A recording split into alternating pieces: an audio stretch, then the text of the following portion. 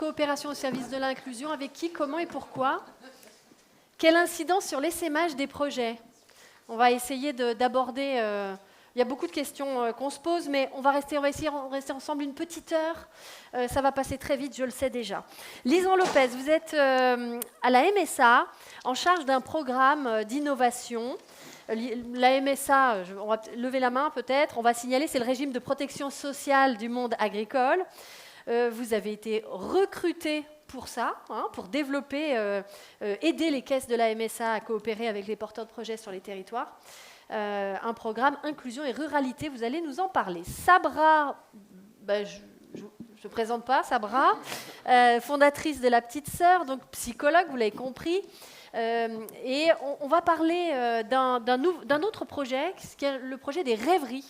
C'est un projet justement d'inclusion à l'envers. Vous allez voir, c'est vraiment très intéressant parce que ça vous a obligé dans l'association à créer plein de coopérations, à sortir aussi de votre cadre. On va le voir. Stéphane Gracia, directeur général adjoint PEP 64, vous êtes là-bas. Vous avez mis en place en novembre dernier, ça fait un an, novembre 2023, une équipe pluridisciplinaire. Donc là, on n'est pas sur de la coopération avec d'autres acteurs, on est vraiment de créer une équipe avec de gens qui n'ont pas l'habitude de travailler ensemble. Une équipe mobile pluridisciplinaire, protection de l'enfance, handicap. Vous nous expliquerez pourquoi et comment cette coopération interdisciplinaire a été... Comment vous avez fait pour assurer la réussite de ce montage? Serge Genser, à ma droite ici, Serge, ancien directeur général de la Sauvegarde 58, qui a porté, vous avez porté avec la Sauvegarde un projet, développé un projet d'habitat inclusif dans le Morvan. Vous êtes également administrateur Apogée, je le signale. Un projet d'habitat inclusif sur lequel vous allez revenir, dans lequel cohabitent des personnes salariées de l'ESAT, Sauvegarde 58, et puis des personnes d'un EHPAD, des personnes âgées, et puis aussi un peu le centre social, un peu toute la ville, toute la commune, puisqu'on est en milieu rural, on va en parler. Et je termine avec vous, Romain Dost, en centre-table. On voit bien les élus. Vice-président... Je plaisante, bien sûr. Vice-président, je mets toujours un petit peu d'humour comme ça, mais c'était tellement facile. Vice-président au département de la Gironde. Merci d'être avec nous. En charge de la politique des aînés et du lien intergénérationnel, je le disais. Le département qui a quand même de grands défis à relever sur cette question des aînés. Il y aura 2 fois plus de personnes âgées dépendantes à accompagner à l'horizon 2050. 2 fois plus. Donc ça, je pense que vous l'avez le chiffre. Le secteur privé ultra lucratif a quand même tendance à prendre des parts et à s'installer et à investir de manière parfois un peu cavalière, opportuniste dans le secteur des EHPAD. Et ça, je sais que vous y êtes très attentifs. Il va falloir accompagner aussi le virage domiciliaire. Je pense que c'est des choses que vous avez tous, vous vivez un peu tous dans votre quotidien, le maintien à domicile. Et puis... je pense qu'assurer le bien vieillir, c'est aussi réfléchir à l'inclusion. Donc, merci à vous d'être là. On reviendra là-dessus tout à l'heure. Tour de table, des projets. D'abord, Sabra Ben Ali, projet de la Petite Sœur. Donc, les rêveries. Les rêveries, qu'est-ce que c'est? Alors, les rêveries, c'est le premier projet qui a été porté par La Petite Sœur. Comme vous l'avez compris, on aime bien sortir de notre zone de confort. Et j'ai eu la bonne idée de reprendre des études et de faire... un doctorat, une thèse, et j'ai obtenu un contrat CIFRE. Donc j'ai eu la chance d'être financée pour faire cette thèse. Et dans ce cadre-là, on a monté un outil pour faire de la recherche-action, et c'est comme ça que La Petite Sœur est née. Le projet de recherche, il vise à réinterroger la notion d'inclusion, qui est communément entendue comme il faut accueillir des personnes avec des besoins spécialisés dans le milieu ordinaire, donc c'est très bien. Mais en attendant qu'on ait les moyens de le faire peut-être partout, on s'est dit, est-ce qu'on ne peut pas accueillir des personnes ordinaires dans les milieux spécialisés? Et donc, on s'y est essayé. L'idée, c'était de sortir d'une vision un peu normocentrée. On a fait 2 expérimentations pour ça. Une première expérimentation en institut thérapeutique, éducatif et pédagogique dans le canton de Romain, d'ailleurs. Et une autre expérimentation en centre éducatif fermé. Donc, comment ça se passe? On est invité dans des lieux par des directeurs qui ont envie un peu d'ouvrir leurs établissements. Ce qu'on fait, c'est qu'on fait d'abord un diagnostic de territoire en arpentant le territoire, mais un diagnostic un peu sensible. Comprendre comment l'établissement est perçu par les voisins, par le quartier, par les partenaires, et puis voir ce qui pourrait manquer dans le territoire et que l'établissement pourrait avoir. Et ensuite, on passe une période d'immersion dans l'établissement. Donc on est là avec nos petits ordinateurs tous les jours, on pousse la porte, on est dans un bureau et on traîne dans l'établissement pendant des mois sans rien faire à proprement parler, si ce n'est partager l'ambiance du lieu, comprendre comment ça fonctionne, une quotidienneté dans cet établissement, palper l'ambiance de l'espace et comment sont organisés les espaces et le temps. Et puis ensuite, on fait une proposition d'expérimentation pour ouvrir l'établissement.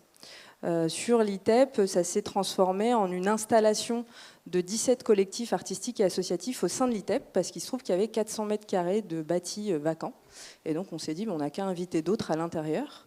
Et nous, on était là pour accompagner ce temps de cohabitation. Et puis on a organisé une fête, une fois par mois. On faisait une fête, on invitait les voisins et tout le monde à rentrer dans cet ITEP pour un peu casser les fantasmes autour de ces lieux fermés et de ces adolescents qui font du bruit mais qu'on imagine, on ne sait pas comment. Et puis en fait, on se rend compte que c'est des gamins plutôt sympas, assez sincères et plutôt drôles. Et en centre éducatif fermé, on a travaillé sur une autre expérimentation parce qu'on ne pouvait pas ouvrir les portes comme en ITEP. Et donc là, on a travaillé sur l'imaginaire du lieu. On était dans le premier centre éducatif fermé de France, donc avec un imaginaire d'il y a une vingtaine d'années, donc un peu carcéral. Donc l'établissement avait envie de retravailler ça. Et donc on a invité un collectif d'architectes scénographes et on a retravaillé les éléments d'ambiance pour en faire un lieu d'accueil d'adolescents plutôt qu'un lieu de privation de liberté, ce qui correspondait à la philosophie du directeur qui était là à ce moment-là. On a fait un documentaire à ce sujet. Et puis on a fait des fêtes, parce qu'on aime bien faire des fêtes, pour inviter les voisins à rentrer sur le territoire. Voilà un peu ce que c'est une rêverie. Quelles attentions il a fallu prendre de votre part en tant qu'organisateur, coordinateur de tout ça, responsable aussi, quelle attention il a fallu prendre pour mettre en commun ces jeunes qui sont dans des situations particulières et l'extérieur et des artistes La première attention, c'était de ne pas grignoter sur le budget de l'établissement, c'est-à-dire ne pas prendre sur les moyens existants et que ça ne rajoute pas du travail aux équipes, donc aller chercher des moyens supplémentaires pour faire ça, veiller à ce que cette cohabitation elle ne rajoute pas du travail, donc bien comprendre comment ça se passe et bien faciliter et avoir des temps d'organisation et de régulation. Ensuite, on a choisi les gens qu'on faisait rentrer. Et on a reçu par exemple 50 candidatures pour le DITEP, on a choisi 17 collectifs, on a fait 2 entretiens, et pour leur expliquer la nécessité d'adaptation. En fait, pour une fois, la demande d'adaptation, elle s'adresse au milieu ordinaire, et on leur dit, bah là, vous allez être chez les petits loulous, là, et donc il va falloir s'adapter à la façon dont ils vivent, donc pas trop près, pas trop loin. Et donc voilà, essayer de respecter ce milieu-là et lui permettre de faire son travail, d'être suffisamment à distance et le laisser venir vers l'espace et pas envahir le lieu, l'établissement et les professionnels. Comment s'est passée la mise en commun, l'humain finalement, avec ces petits loulous là justement, et c'est surtout pour eux d'ailleurs, comment ils ont vu arriver cet autre à l'intérieur de leur espace ouais. Je pense qu'il y a eu d'emblée une demande, c'est-à-dire que chacun est là pour son propre projet et non pas à destination des publics. On a demandé aux gens de ne pas faire des ateliers à destination des jeunes. On voulait que les jeunes puissent croiser dans leurs établissements des gens qui en ont rien à foutre d'eux et qui ne leur demandent pas comment ils vont et comment vont leurs parents, etc.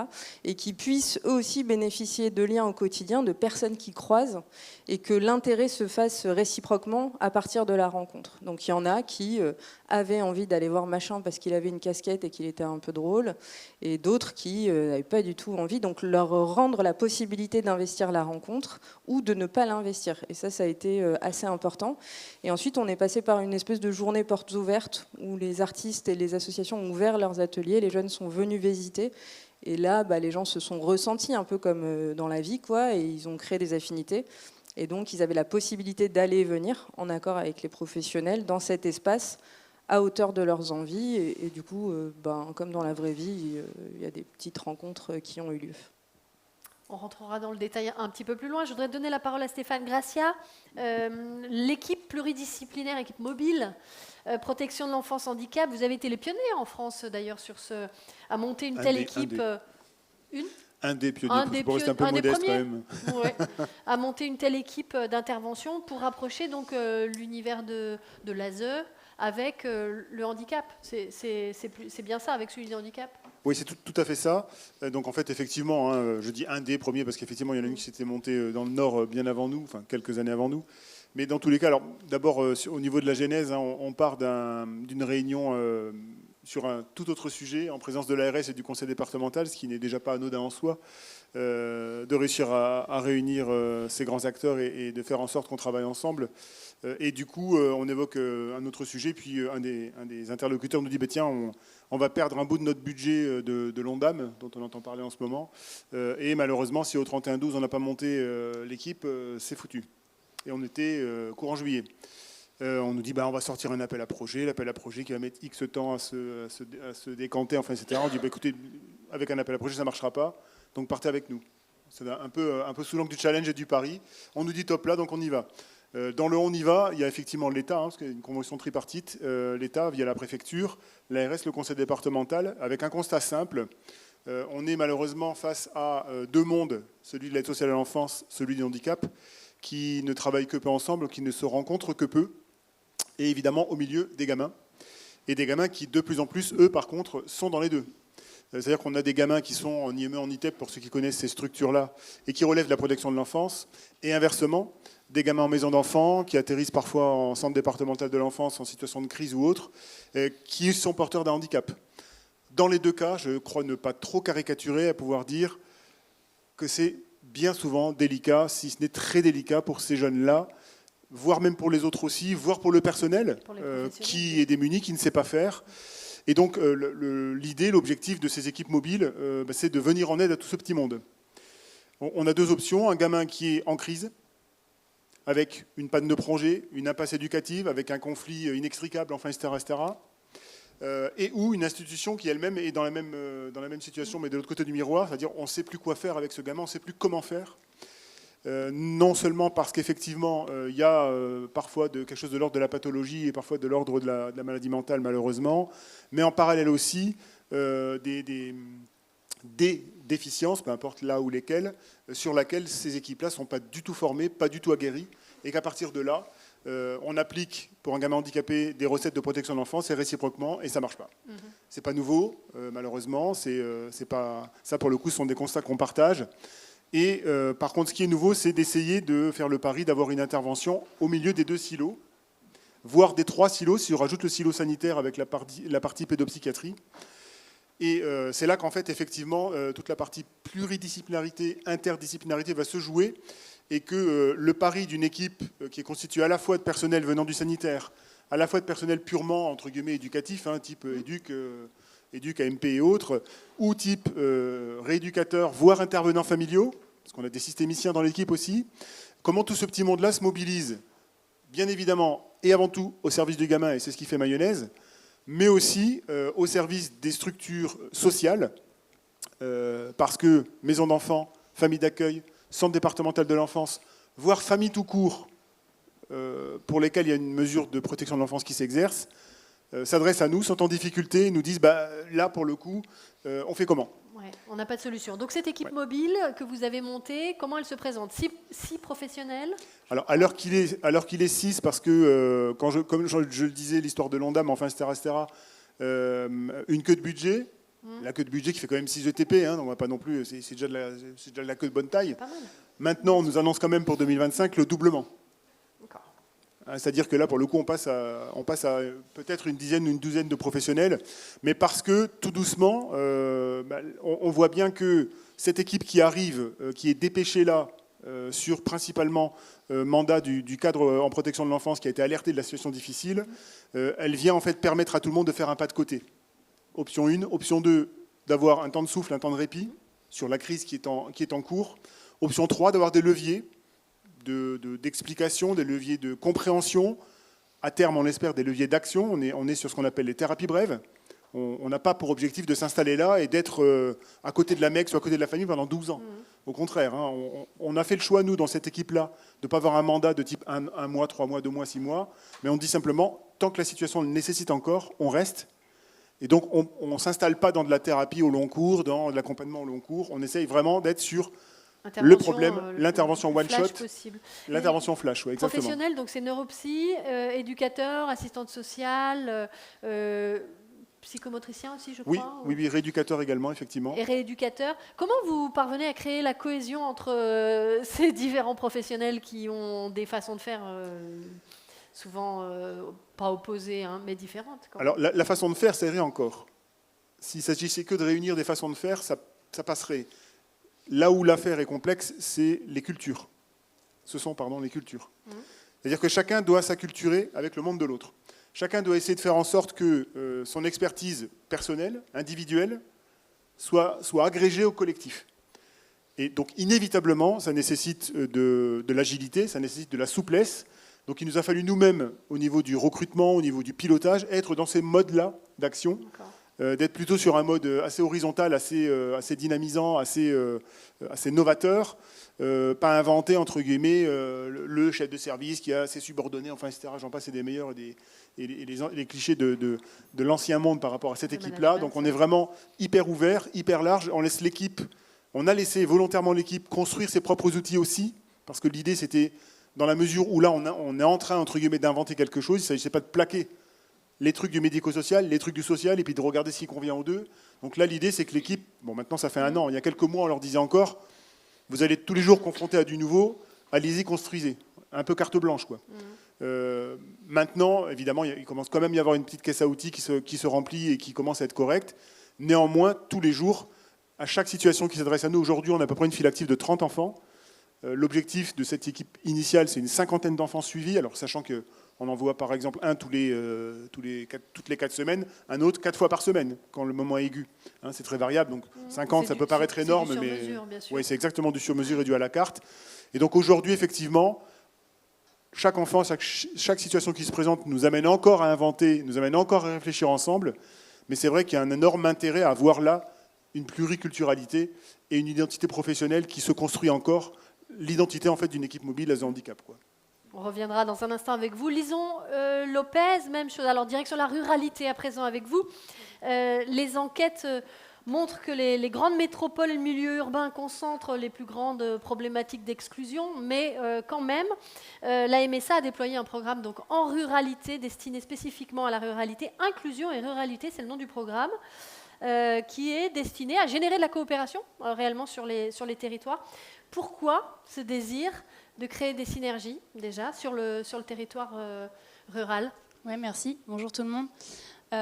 Plusieurs constats, en fait, qui se font face. Ce matin, Timothée Duverger parlait du lien entre fracture territoriale et fracture sociale. Donc ça, c'est un sujet qui a été très cher à la MSA, qui le reste aujourd'hui. Donc la MSA, c'est la Sécu, c'est pas une mutuelle, on a tendance à confondre, mais c'est vraiment le régime de protection sociale du monde agricole, pas uniquement des agriculteurs aussi. Et du coup, la MSA, un peu structurellement, adresse beaucoup les thématiques et les problématiques de la ruralité. Donc cette idée de comment on fait vivre en fait, le lien social, la démocratie populaire au sein des territoires ruraux était un premier pan en fait, d'action pour se dire ok, comment on peut créer des synergies. Le deuxième constat, c'était de se dire comment on peut avoir aussi une vision valorisante de la ruralité ou des ruralités. On a toujours un peu une tendance à définir la ruralité comme étant quelque chose de moins par rapport aux grandes métropoles ou aux milieux plus urbanisés. C'est moins peuplé, c'est moins dense, il y a moins de services, etc. Du coup, de changer un peu le paradigme de l'approche de la ruralité et de voir comment la ruralité ou les ruralités peuvent contribuer aux transitions sociales et écologiques. C'était un deuxième constat. Le troisième constat, c'est de se dire que l'emploi, on le sait, c'est un levier efficace pour lutter contre la précarité, mais que, on voit bien que ça ne marche pas complètement partout. Et donc, comment on fait pour accompagner les dynamiques d'emploi plus inclusives? On a eu des bons exemples de structures d'insertion, une entreprise à but d'emploi comme Castilab. Donc, il y avait vraiment cette réflexion autour de l'emploi qui fait le lien aussi avec l'emploi agricole. Il y a quand même les crises agricoles, les crises alimentaires sont amenées à se renouveler, je pense, assez souvent malheureusement. Et donc comment aussi on accompagne des filières d'insertion comme le monde agricole ou l'alimentation qui puissent devenir des véritables filières d'insertion. Et ensuite, aussi comment on peut porter le sujet de l'alimentation spécifiquement, puisque la MSA, en tant que régime de protection sociale, se retrouve aussi à se questionner sur la santé, sans trop de surprise. Et donc l'alimentation comme déterminant de santé était aussi un sujet assez fort. Donc on a pris un peu tous ces constats-là, on a secoué dans la machine et on s'est dit, bon, qu'est-ce qu'on peut faire en tant que régime de protection sociale ? Et donc, il y a eu la création d'un programme qui s'appelle donc Inclusion et Ruralité, qui concrètement, l'objectif, c'était vraiment de contribuer à des territoires ruraux plus inclusifs qui travaillent sur le sujet de la transition alimentaire, la transition agricole. Maintenant qu'on a dit ça, comment on fait ? Bon, on n'avait pas la prétention au niveau de la MSA, au niveau de la nationale, de réinventer la poudre, mais plutôt de donner les moyens aux acteurs qui existent déjà sur les territoires.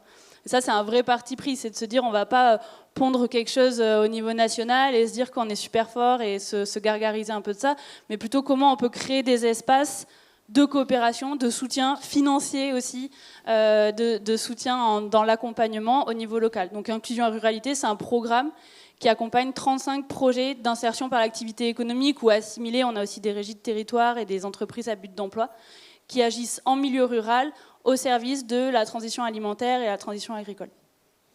Vous avez mis en commun, en contact, des porteurs de projets, notamment sur ces sujets-là, avec des incubateurs sur les territoires. Vous appuyez, en fait, c'est ça qui est intéressant aussi, c'est que vous avez cartographié finalement les acteurs dans les territoires ruraux sur lesquels vous intervenez et vous mettez en relation, en contact pour porter ces projets. Ouais, merci. On a effectivement essayé d'être les cordonniers les mieux chaussés, c'est pas toujours évident, mais de s'appuyer non seulement sur les structures d'insertion, les structures inclusives qui existent déjà, mais aussi sur les acteurs de l'accompagnement.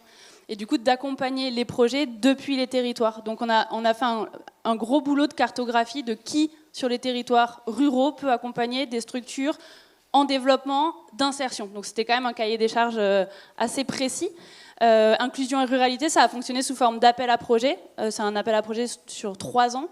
Mais du coup, il nous fallait garantir une couverture géographique nationale sans savoir où allaient être les projets sélectionnés. Donc c'était un sacré défi. On s'est d'ailleurs appuyé sur l'expertise du KIF dont a parlé Émilie ce matin d'Atis pour essayer de cartographier justement ces acteurs-là. Donc on a réussi. Aujourd'hui, on est vraiment content parce qu'on a donc 35 projets qui sont lauréats du programme Inclusion et Ruralité, qui reçoivent près de 40 000 € sur 3 ans en soutien financier qui est non fléché de la part de la MSA, qui mobilise en direct plus de 2 millions d'euros en soutien financier pour ces structures-là. Ces structures sont accompagnées chacune par un incubateur de l'économie sociale et solidaire qui est engagé dans la machine et qui a signé une convention de partenariat, donc qui est en train de signer, si je veux être très précise, une convention de partenariat avec donc la structure lauréate, la caisse de MSA locale, puisqu'en fait c'était aussi très important de s'appuyer sur eux, et l'incubateur. Donc il y a vraiment comment nous, la MSA, on peut créer des espaces-temps au niveau local qui favorisent la coopération. Et quelle est la place justement de la MSA dans ce cadre-là ? On entend, il y a un vrai rôle financier, mais au-delà du financier, vous mettez en commun, et après, que devient le rôle finalement de la MSA ? Alors d'abord, il y a un rôle national de coordination, de pilotage de cette grosse machine-là sur 3 ans, avec beaucoup de parties prenantes investis, que ce soit des partenaires au niveau local, comme je disais, mais aussi des partenaires au niveau national pour amener de l'expertise sur des accompagnements collectifs, de la mesure d'impact social, etc. Donc il y a un vrai rôle de coordination. Il y a un rôle de coordination des acteurs locaux, des acteurs nationaux, et un rôle de facilitation. Par exemple, on organise des rencontres qui s'appellent Territoire et Coopération, et c'est assez intéressant.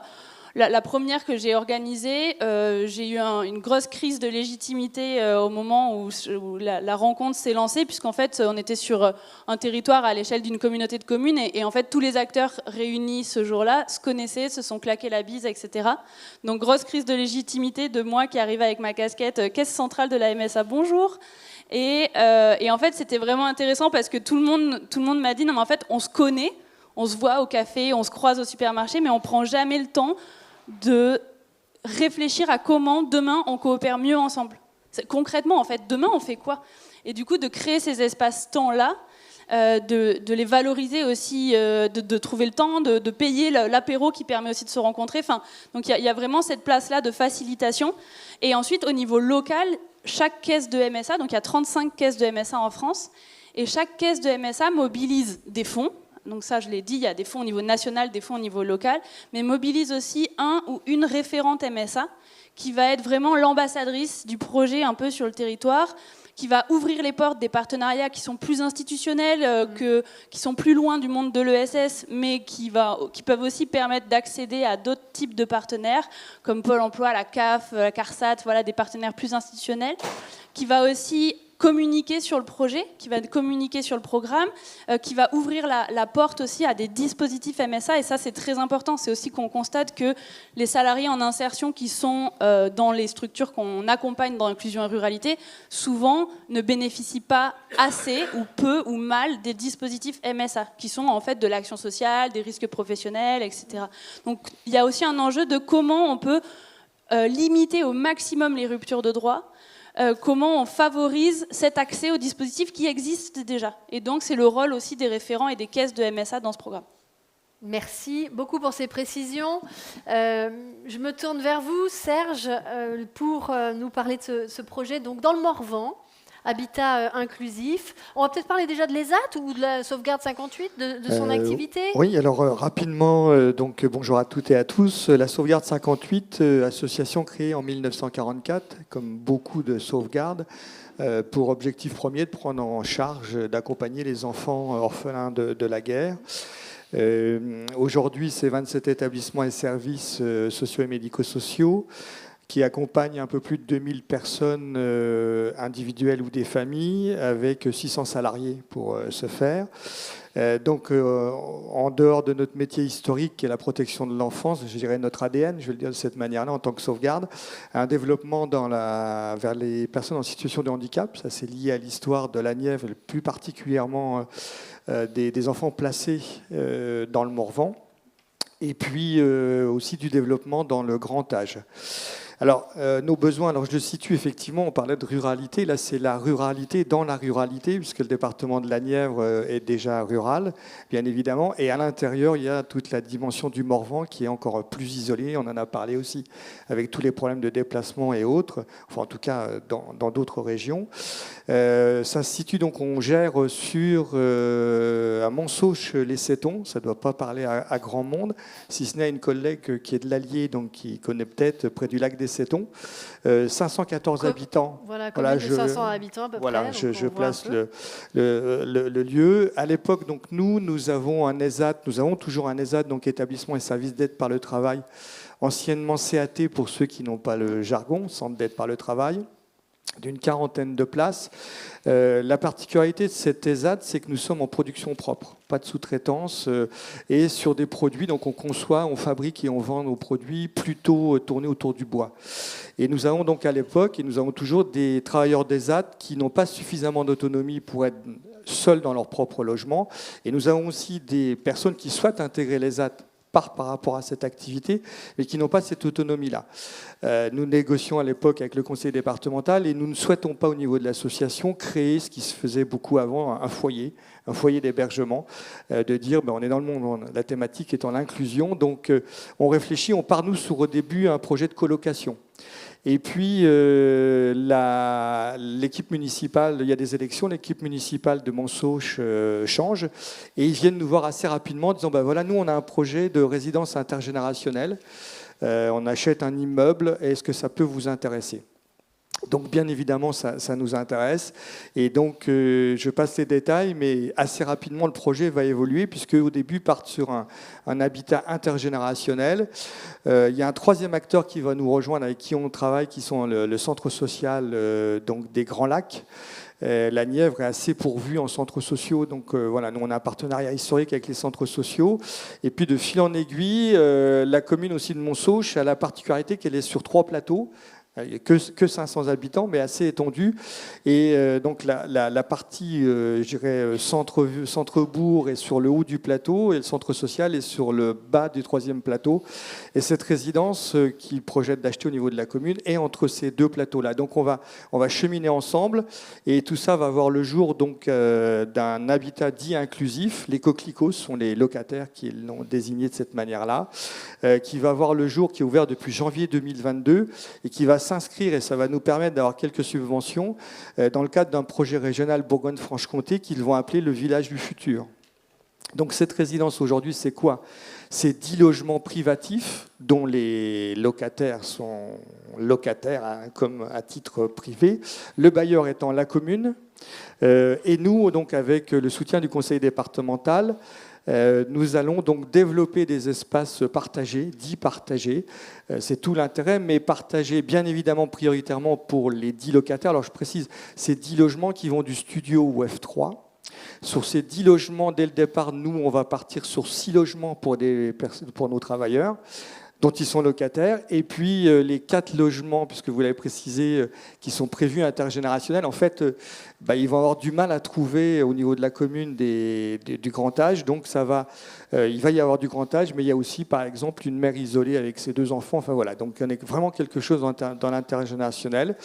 Je termine, pour ne pas être trop long, des espaces donc collectifs qui sont bien évidemment pour les locataires de cette résidence, mais qui sont aussi ouverts à l'ensemble des habitants de la commune et qui sont gérés avec des financements du conseil départemental que nous gérons, nous, au niveau de notre association, qui consiste en fait en une salle d'activité et un espace aussi de cuisine, de restauration. Quand je dis des restaurations où on peut fabriquer de la restauration.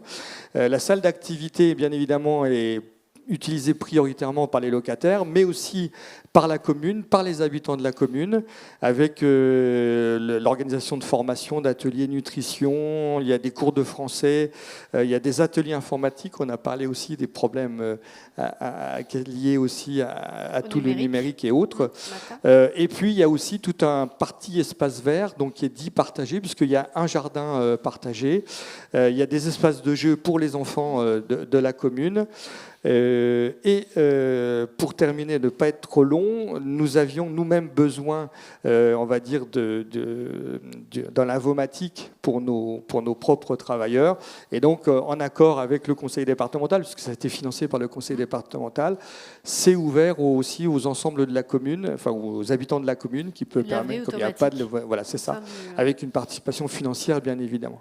On entend qu'il y a beaucoup d'acteurs qui sont intervenus sur ce projet, la mairie d'abord en tant que bailleur, et puis porteur de sans qui ça n'aurait pas été possible. Ça n'aurait pas été possible. La sauvegarde, EHPAD, le centre social, les habitants aussi qui ont joué le jeu, oui.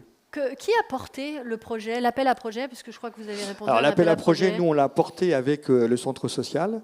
Alors, on avait, nous, d'autres moyens administratifs, donc on l'a monté, on a fait toutes les démarches administratives, mais c'est le centre social, en fait, qui porte, parce qu'on a obtenu cet appel à projet et on a un financement qui nous permet d'avoir un animateur socio-culturel qui est financé maintenant dans du long terme pour faire vivre cet espace-là, mais aussi au niveau de la commune et qui est porté par le centre social.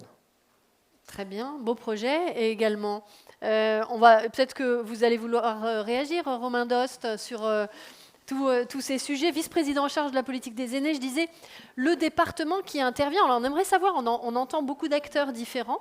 On a entendu l'intervention dans certains cas du département. Le département, c'est d'abord un financeur. On va quand même pas se cacher les choses. Il y a quand même un budget annuel pour des aînés de 203 millions d'euros, je crois, pour le département de la Gironde. En grande partie, c'est l'aide personnalisée à l'autonomie, l'APA. Mais quand même, quel est, au-delà du financement, le rôle d'un département? Comment vous l'imaginez, vous, dans cette recherche de développement de projets inclusifs? Merci d'être avec nous. Merci à vous, merci pour votre invitation. Alors le département, certes c'est un financeur, c'est vrai que c'est souvent comme ça qu'on nous imagine. On a aussi un rôle d'animateur qu'on essaie d'assumer de plus en plus, c'est-à-dire de mettre aussi en mouvement un certain nombre de dynamiques autour des politiques publiques que l'on veut porter, notamment autour de la question du lien social pour ce qui est des personnes âgées. On a vraiment à cœur, on a écrit une feuille de route qui s'appelle « Vieillir ensemble », avec comme objectif, qui est peut-être un peu ambitieux, mais de se dire que le défi numéro 1 sur le vieillissement, c'est la lutte contre la solitude, c'est l'atomisation en fait de la société, et puis voilà, une forme d'individualisme qui conduit un certain nombre de personnes âgées à être seules chez elles. Donc le point de départ, c'est celui-là. Et quand on se dit ça, on se dit, est-ce qu'on va agir tout seul ? Ben non, puisque déjà, il y a un grand nombre d'acteurs qui le fait, d'associations, il y a les communes à travers les CCAS. Et donc le but du département, c'est aussi de mettre en animation et de permettre qu'il y ait une grande dynamique autour du lien social. En tout cas, c'est l'objectif que l'on se fixe. Vous sentez et est-ce que ça apparaît d'ailleurs dans votre schéma départemental d'autonomie, puisque vous avez un schéma départemental d'autonomie depuis cette année jusqu'en 2027, le besoin de mettre en coopération aussi des acteurs ou de nouveaux acteurs sur les territoires pour développer l'inclusion. Et quels sont les défis que vous avez identifiés sur le département de la Gironde ? Ah oui, clairement, ce besoin de coopération, il est assez évident.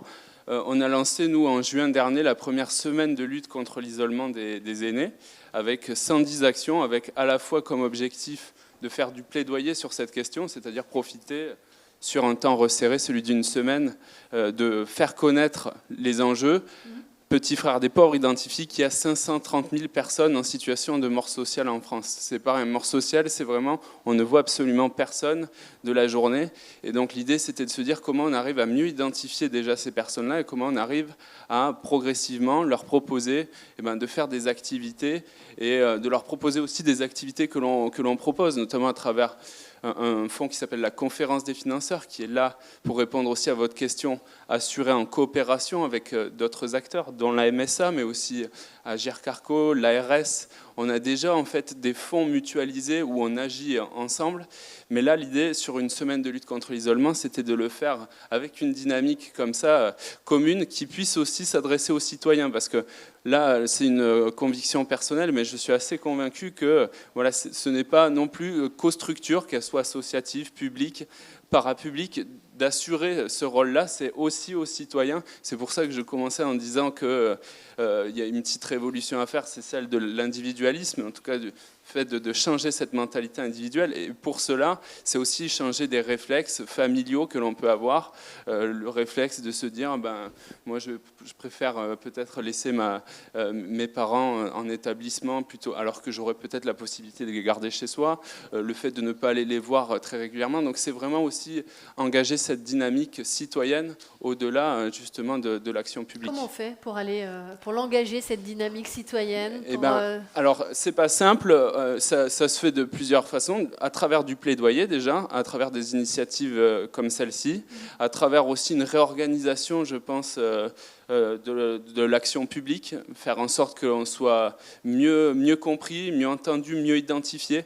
Il y a un chantier actuellement qui s'appelle le service public de l'autonomie, qui est un chantier ambitieux, qui sera en fait le premier nouveau service public depuis 50 ans à peu près. Donc en soi, ça pourrait être un challenge intéressant. Il faut vraiment qui demande aux différentes institutions de coopérer là. Exactement, encore, c'est vraiment un chantier de coopération avant tout. Et donc c'est assez stimulant, mais après comme tout chantier de coopération, ça peut être assez lourd. Mais en tout cas, voilà, c'est agir sur des champs comme celui-là. J'ai dit la lutte contre l'isolement, il y a aussi le champ de la bientraitance. Que l'on essaie de travailler de façon beaucoup plus mutualisée. On a vu avec le scandale Orpea notamment qu'il y avait aujourd'hui un sujet sur la façon dont on prend en charge nos aînés et la question de la maltraitance. Et on s'aperçoit que sur ce champ de la maltraitance, chaque acteur a parfois un peu tendance à travailler en silo. On le voit notamment par exemple sur les plans de contrôle qui sont faits. Ou sur les remontées d'informations. On a la préfecture qui va avoir les siennes, l'ARS, le département, des associations, notamment un réseau qui s'appelle le réseau ALMA, qui s'occupe de ça. Chacun peut agir comme ça avec efficacité, mais l'idée, d'après moi, c'est aussi qu'on puisse mutualiser, identifier aussi les situations qui sont partagées, et donc c'est des chantiers de coopération. Ouais. S'agissant de la problématique autour des EHPAD, vous parliez d'Orpea, vous me disiez en préparant notre échange qu'il faut réussir à faire entrer de nouveaux acteurs sur ce marché finalement des EHPAD, dans ce secteur-là, de nouveaux acteurs. Ça veut dire, comment on fait pour aller chercher de nouveaux acteurs, pour leur permettre aussi de coopérer entre eux peut-être? Qu'est-ce qui est prévu? Comment vous imaginez, vous, élus, développer, déployer de nouvelles solutions pour les EHPAD et pour nos personnes âgées, bien sûr. Alors il y a deux choses. Il y a effectivement ce qui a trait aux EHPAD, et puis après le champ de l'habitat de manière générale, puisque les établissements, malgré tout, c'est un lieu d'habitation. Donc c'est aussi comment on arrive à trouver des alternatives pour des personnes. Et nous, on en a de plus en plus des personnes qui viennent nous voir en nous disant voilà, c'est vrai que l'EHPAD, j'ai du mal à me projeter. En revanche, voilà, je rêverais de vivre dans une structure collective, parce que ça aussi, c'est un défi. On a aujourd'hui, on en a parlé tout à l'heure, une forme d'injonction qui est celle du virage domiciliaire, c'est-à-dire le fait que les gens ont envie de vivre de plus en plus chez eux, ce qui est normal. Le risque, et ça rejoint ce que je disais tout à l'heure, c'est que finalement chacun reste chez lui, et qu'il y a une forme d'isolement qui augmente encore plus que ce que l'on observe aujourd'hui. Et donc pour ça, il faut aussi recréer du collectif et recréer des structures collectives. Donc pour l'EHPAD, la difficulté, effectivement, elle est aussi réglementaire. C'est d'arriver à faire entrer effectivement le champ de l'ESS encore plus qu'il ne l'est. Alors il y a des départements, c'est vrai que c'est assez connu, mais il y a des départements qui ont réussi, notamment les Landes, qui a réussi à maîtriser cela et à avoir toujours un modèle qui est 100% public, ou en tout cas je crois qu'il y a une association, mais voilà. Pour le reste, nous par exemple en Gironde, et c'est historique, ça s'explique parce que dans les années 2000, on a de plus en plus de communes qui avaient du mal à assumer leur EHPAD public, et donc qui l'ont revendu. Généralement c'était plutôt à des structures familiales qui elles-mêmes ont pu le revendre à des plus gros groupes, type ceux dont on a pu entendre parler. Et voilà, et donc on a ce mouvement-là. Pour l'inverser, ça passe par une volonté politique d'aller vers des établissements qui sont 100% habilités à l'aide sociale. C'est la clé d'entrée que l'on a. Et puis après, c'est de faire promouvoir aussi le modèle de l'ESS à travers des fondations, le modèle associatif qui se structure aussi. Promouvoir, être un promoteur de ce modèle-là, et des coopérations aussi, parce que au-delà du fait que ça permet de lancer des projets, il y a aussi des avantages à la coopération. Je m'adresse un peu à tous ceux qui portent un projet ici. Il y a des impacts aussi du fait de la coopération même sur vos projets. Est-ce que vous pourriez m'en parler, chacun votre tour? Peut-être Stéphane Gracia, sur l'avantage, les impacts de la coopération, selon vous, de cette coopération dans les équipes, pour l'équipe d'ailleurs, pluridisciplinaire, pour ces professionnels. Alors, pour l'équipe elle-même, l'avantage, c'est un peu le deuxième effet qui se coule. Le premier effet qui se coule, ça a vraiment été plutôt le côté obligeant. C'est-à-dire que cette pluridisciplinarité ou cette interdisciplinarité un peu forcée, et quand je dis forcée, je donne un exemple, nos interventions ne se passent que en binôme. Et ces binômes, en fait, sont le hasard des astreintes, puisqu'on est censé intervenir H24 toute l'année, y compris, donc, effectivement, samedi, dimanche, enfin, etc., jour férié, j'en passe des meilleurs. Donc, système d'astreinte. Et ça veut dire que le professionnel A peut se trouver avec un coup avec le B, un coup avec le C, un coup avec le D, avec le F. Et donc, inévitablement, à chaque fois, des choses sont à réinventer. Et donc, inévitablement, il y a d'abord, comme je le disais, le premier effet qui se coule, qui est plutôt... moi, je fais comme ça. Je suis obligé à chaque fois de m'adapter et de poser à table, entre guillemets, une partie de ma professionnalité, une partie de mes certitudes, ne serait-ce que liées à la formation, pour m'ouvrir à l'autre et bosser avec lui. Mais ensuite, très vite, et heureusement, parce que sinon, on ne garderait pas l'équipe plus de 3 jours, très vite, il y a l'intérêt. L'intérêt d'abord de l'intervention en duo, mais surtout en duo de 2 professionnels avec 2 professionnalités différentes, avec la partie complémentarité, la partie ouverture, pluralité de regard, donc l'intérêt très rapidement pour la situation elle-même, pour le gamin lui-même. Et donc, je pense qu'aujourd'hui, alors on a eu pas mal de turnover au début, parce que quelques recrues, on a tapé à côté, ou elles-mêmes à côté de leur arrivée, au sens, on n'a pas elles n'avaient pas mesuré la nécessaire souplesse que ça allait leur demander et ces efforts-là que ça allait demander. Donc inévitablement, il y a des gens qui sont partis en disant moi non, je suis venu chercher alors, aller à l'extrême de la pluridisciplinarité, mais certainement pas de l'inter, qui m'oblige quasiment tous les 2 jours à me mettre à moitié à poil. Quoi. Donc clairement, des gens qui se sont barrés, entre guillemets, pour ça. Mais ensuite, comme je le disais très vite, voyant les situations se décanter un peu, les retours de l'aide sociale à l'enfance positifs revenir vers nous, ça inévitablement on se dit bon, c'est qu'il y a un truc qui prend, c'est qu'il y a un truc qui marche. Et heureusement qu'on a eu très vite des feedbacks positifs pour qu'en fait chacun se rende compte qu'effectivement le pas qu'on rendait entre guillemets obligatoire chez le voisin, il était productif. Quoi. Et peut-être une montée en compétences aussi. Alors en même temps, effectivement, on a accompagné cette installation d'équipe, on l'accompagne encore aujourd'hui par de la montée en compétences. Ça a d'abord été la gestion de crise, parce qu'évidemment chacun dans son domaine peut être amené à avoir un bout de crise, mais un gamin en protection de l'enfance en crise là où il est, ça ne s'improvise pas en termes d'intervention. L'intervention à plusieurs, ça a aussi été un bout de la formation. Et puis, c'est vrai que le recrutement du systémicien ces derniers temps a amené aussi la prise en compte de l'ensemble de l'environnement, y compris la famille, pour amener la situation à évoluer positivement et l'enfant lui-même là-dedans à évoluer correctement.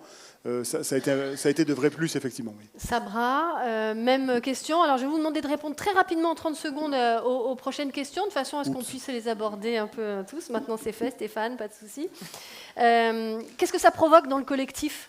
Les avantages, je veux dire, que ça provoque dans le collectif, cette coopération. Alors, pour les jeunes, pour les artistes que vous faites intervenir, alors pour les jeunes, ça fait du bien de savoir qu'il y a des gens qui ont envie de vivre avec eux. Ce sont des jeunes qui sont exclus. Donc ils ont été très reconnaissants et assez émus qu'il y ait des gens qui aient envie d'aller vivre dans un ITEP. Et donc assez étonnés, mais qu'est-ce que vous faites avec nous ? Moins de recours aux médicaments, moins de crises, parce que plus de possibilités d'aller et venir. Et donc un taux de présence qui vient compléter le taux d'encadrement. Du côté des tiers, il y a eu des vocations qui se sont créées. Il y a un des résidents qui a continué de travailler avec l'établissement médico-social en question et qui a changé son projet d'entreprise et qui maintenant crée des tiny house sur une modalité d'insertion.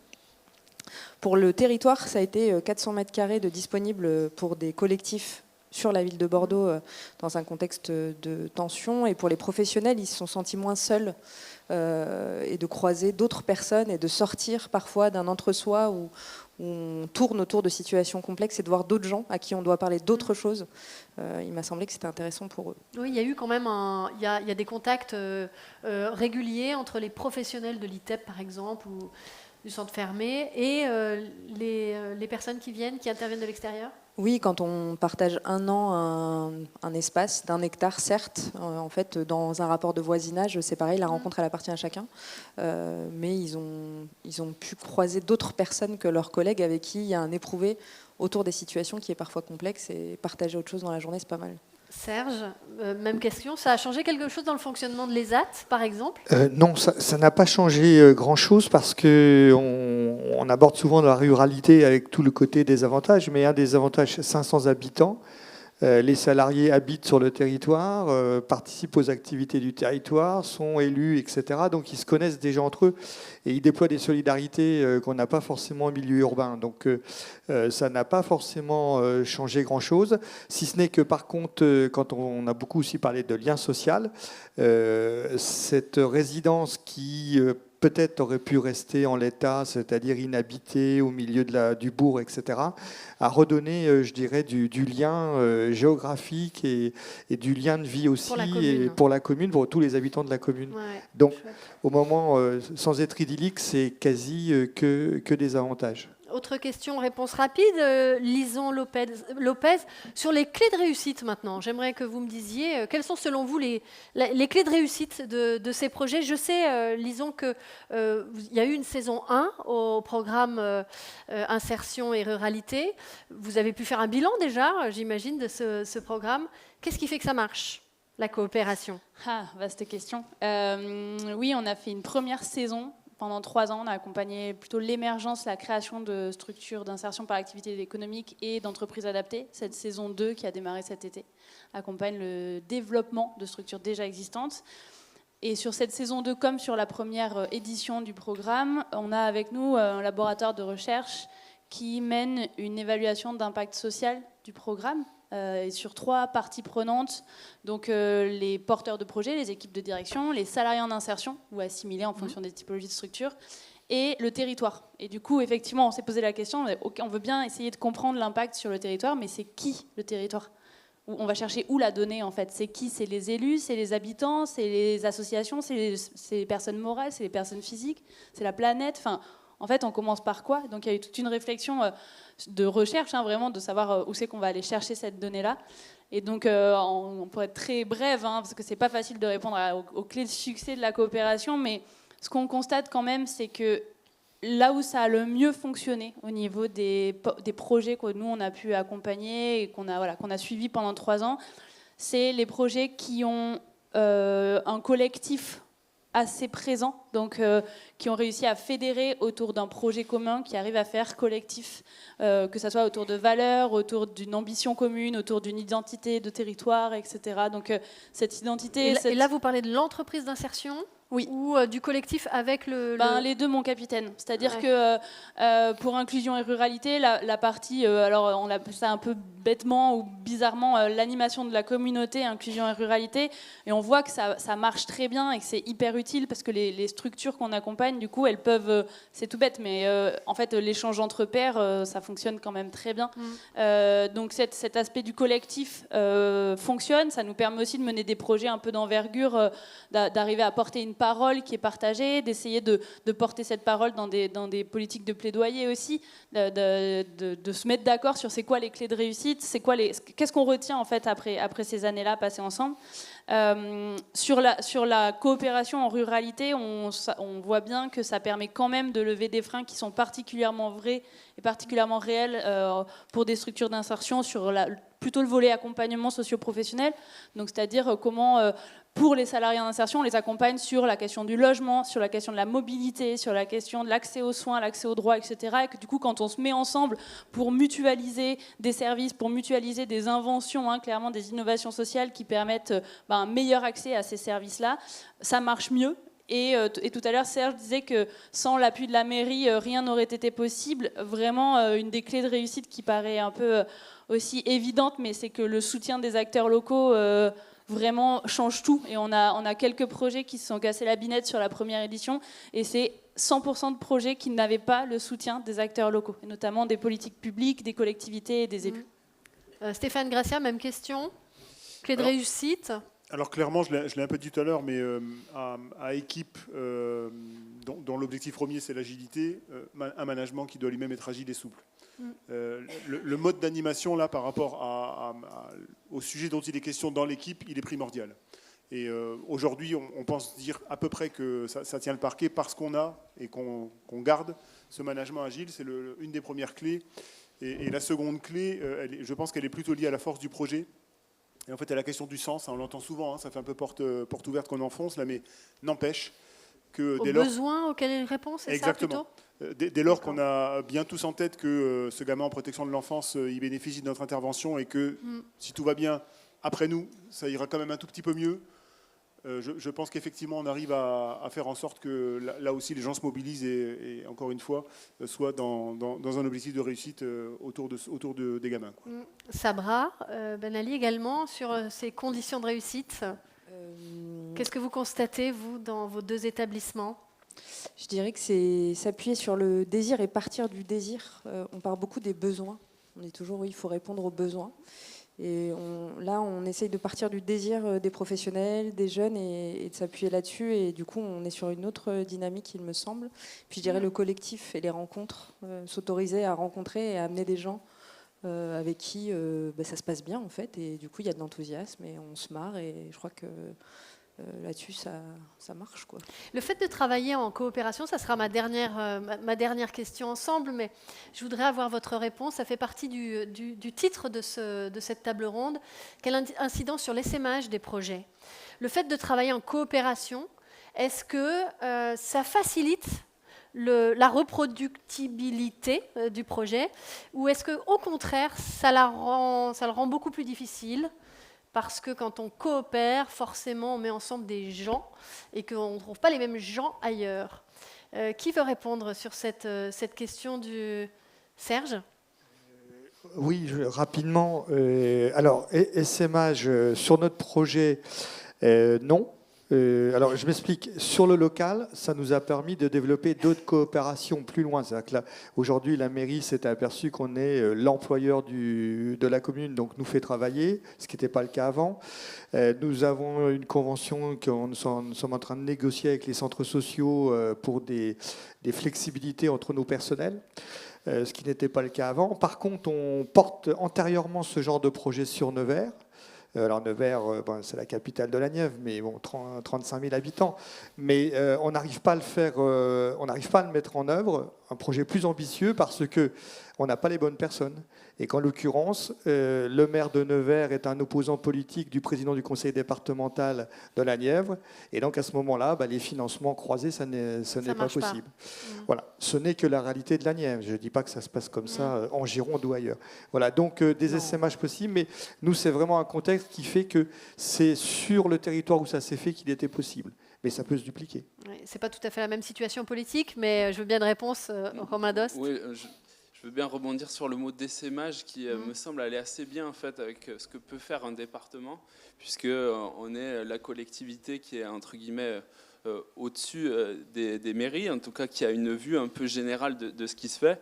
Et souvent, c'est effectivement ce qu'on fait d'essaimer, c'est-à-dire qu'on voit un bon projet quelque part et on va pouvoir le dupliquer ailleurs. Si je prends le champ de l'habitat partagé qui est assez aujourd'hui pas forcément très bien connu, déjà parce qu'il revêt des réalités très différentes. Il y a de l'habitat partagé pur qui est en fait de la cohabitation de personnes âgées.